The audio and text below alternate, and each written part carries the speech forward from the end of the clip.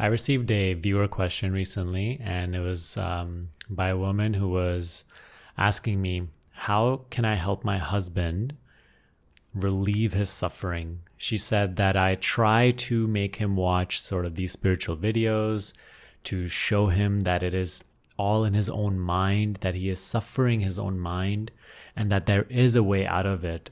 But she shared with me that her husband doesn't really resonate with these teachings, and he is currently, going down that sort of rabbit hole of depression and anxiety and deeply suffering that. And she said that this is making me suffer, She said, so how can I help him? How can I give, because I can't see him like this. So how can I share these teachings with him? In what way? Could you please advise me? In what way can I share this with him so that it may also help him? So this is a common dilemma for many of us who have encountered these teachings in our life. We've been fortunate enough that these teachings have made their way into our existence, in our experience. And now we see other people, perhaps our family and our friends, going through suffering, going through depression, going through great pain. And we want to help them through these very teachings that have transformed our experience. But here's a little dilemma here, because see clearly, if you are yourself suffering the other person's suffering, are you any better? Have you gone beyond your own suffering that you are seeking to help another? Now, hang on there, you see? Don't immediately jump at what I say. But please see this clearly. Can you help anybody to stop suffering if you yourself are in a state of suffering? If you yourself are prone to suffering?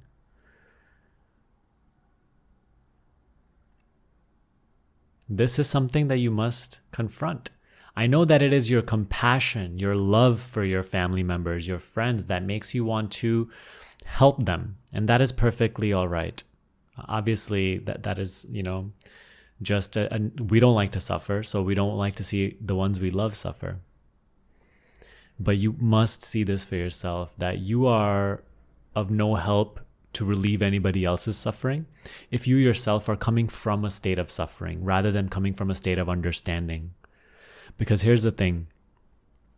If currently, let's say, your family member is not resonating with the teachings and you're trying to bombard them with this stuff, they will actually further grow repelled by the teachings and by you.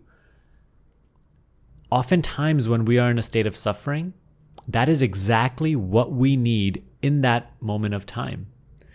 I personally know for myself, if it wasn't for my years of suffering, that I would have never been receptive to any of these teachings.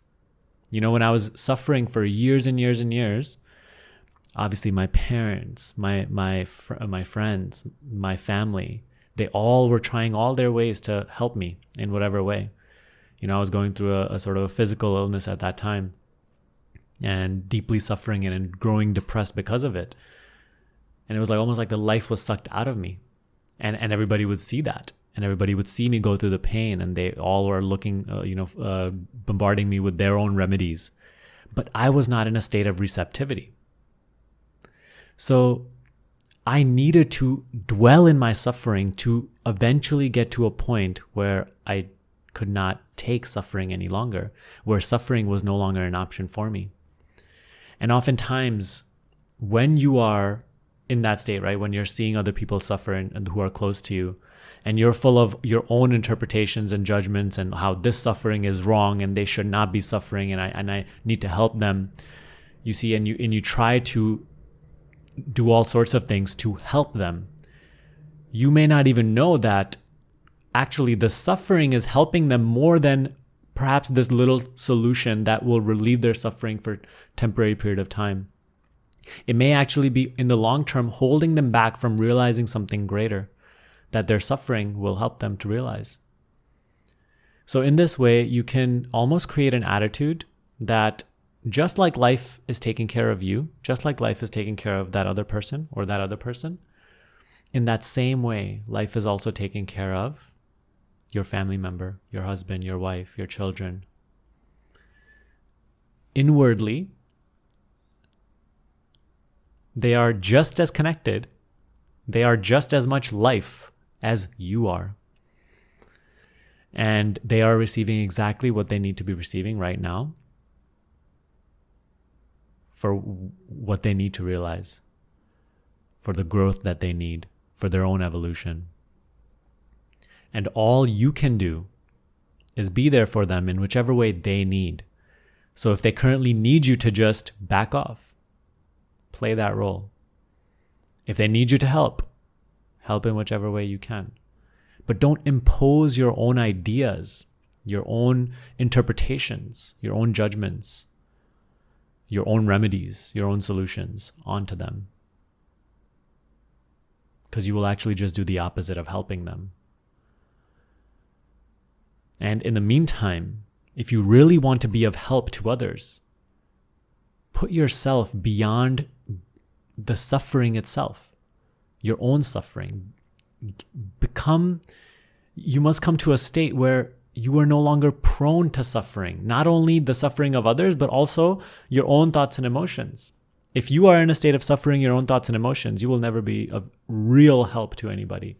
You may temporarily help them, maybe feel better through a conversation or through some help, but your real service to this world is putting yourself beyond the capability of suffering your own thoughts and feelings, and no longer adding to the collective suffering of this world.